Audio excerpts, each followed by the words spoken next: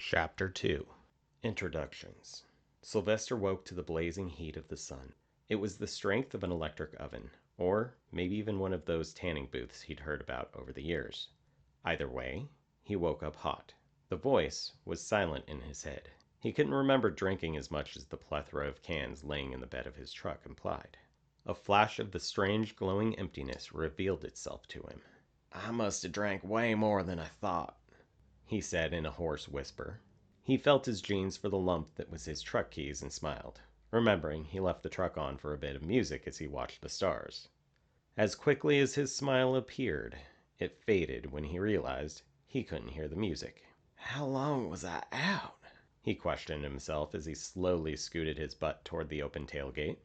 The sound of rusted hinges bending as he closed the tailgate was as bad as nails across a chalkboard. Not only did he have a headache, but his throat was sore and his body was hot. He thought he must have caught a cold or the flu from sleeping outside in jeans and a t-shirt. The key turned in the ignition, chugging slightly as it struggled to turn over. The telltale clicks of a dead battery followed. He hung his head, irritated he had done something so stupid. His body groaned and ached as his stomach started to turn with every click of the engine. This wasn't his first time falling asleep in the back of his old beat-up truck, but this was the first time his battery jumper failed to start it as well. It was only $200, but he saved for a year. He used it 24 times in the 2 years he had it. Old Reliable, he called it. He rested his head on the hood, looking down at the small, rectangular box, and pursed his lips.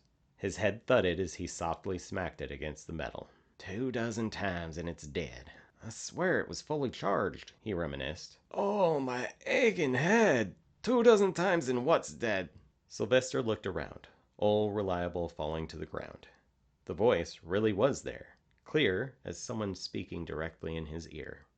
It was flat all around him as he stood in the empty field of the old Rollins place. Not even a rock popped up from the dead weeds. "Hello?" he called out in his thick southern drawl. I swear these fields are haunted, he thought. How can you be from this part of the country and have that kind of accent? You've never even spent time in Georgia. Again, he heard it, and again, no one was around to say it. The only figures in the field were Sylvester and his shadow. "Who's out there playing a prank on me? Willie? James?" He knew his friends didn't have an Eastern accent, but they would fake one to have a little fun at his expense. Idiot! Though he couldn't see it, his mind told him the owner of the voice was shaking its head. "Listen to me, you dumb hick. You're hearing me in your mind. I am your permanent guest, at least till you die." Sylvester turned pale and his eyes widened in shock. His body ached more than it had, and he shook violently. The way his body convulsed was almost like he was having a seizure. He had seen people experience a seizure, and though they convulsed like he was, they were non-responsive. The thought of this killing him, alone in the middle of nowhere, filled him with dread. Death at the hands of a seizure, and not the long nights of drinking. Grammy Jean died of tumors in her brain. Was this what the voice was? A tumor that made him think he heard voices? "Whoops! Let me get that for you." The voice rang through his skull. Sylvester's skin regained its golden shade. Farmer's tan most called it. Everyday tan for farmers, he supposed. His aches and pains were all gone, even the ones he felt from working the fields day in and day out. It's a tumor, but one that saves lives? That's right. I'm a tumor, and I save your life instead of... What's cancer? I don't really know, he said aloud. He was unaware whether the voice could hear his words when spoken. "Well, we're going to have to find some way of finding out. I don't know if I am a cancer or not, just that I live in you. Also, if it's an insult, I'll make you..." The voice paused for a second. "Piss yourself." It could hear his thoughts and his voice. "How did you make me feel better?" "Simple. I adjusted the receptors in your brain to increase the T-cell response. I just made it so you'll never get sick again." His mouth hung open. If that were true, he would only die from old age, or someone else causing his death. I can't get sick from anything? Now, I didn't say that, necessarily. Sick and dying are two different things. Your common cold will never bother you again. Neither will other parasite issues. His family had a history of several life-threatening illnesses. Diabetes was his Uncle Ken's affliction. It wound up being his downfall because he refused to look at it as a serious concern. Cancer took his grandmas, Jean and Pearl. They were both such loving people. He was devastated at each loss. Dementia and Alzheimer's took his grandpa on his dad's side. How can you say took? He's still alive. You'd understand if it happened to you, Sylvester stated, realizing how idiotic the statement sounded. So, explain it to me. Tell me your name first. While he walked, Sylvester rubbed his head. The voice was silent for a while. Every step the man took reminded him he was at least 5 miles from town and 30 miles from home. With any luck, he would find his pa in the pick and go looking for something he needed for the farm.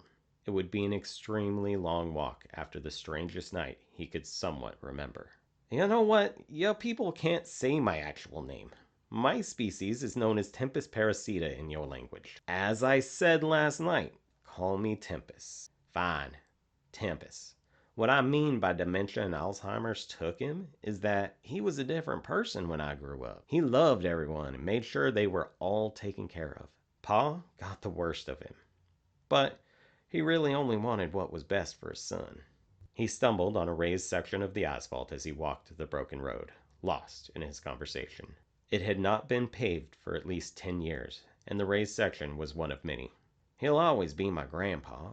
I'll be sad when he passes, but the man I loved is no longer there. Small splashes fell to the ground as he walked and refused to acknowledge and wipe the tears away. He hadn't thought of the man in a long time. Anyways, too bad you don't have the ability to time travel.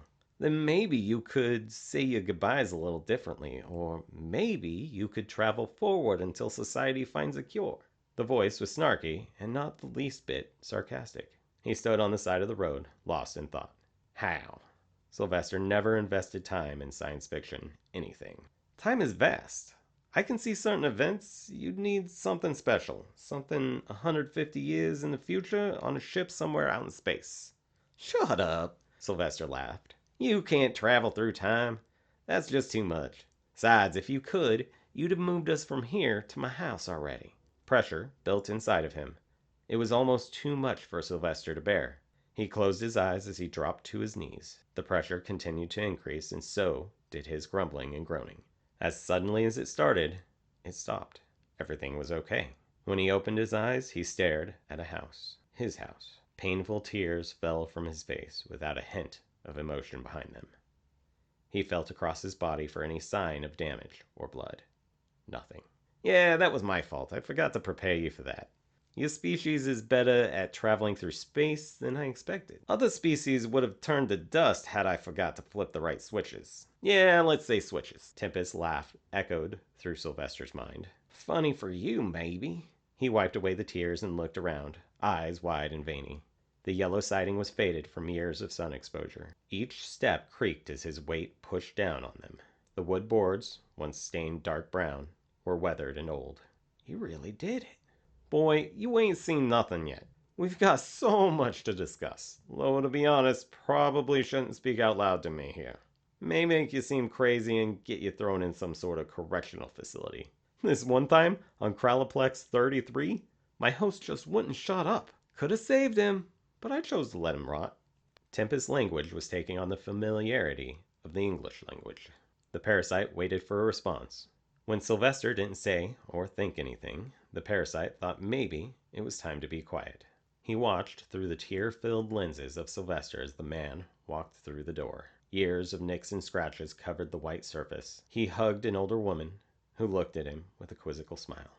Then he walked upstairs and plopped into his bed. That may have been too much, Tempest thought to itself.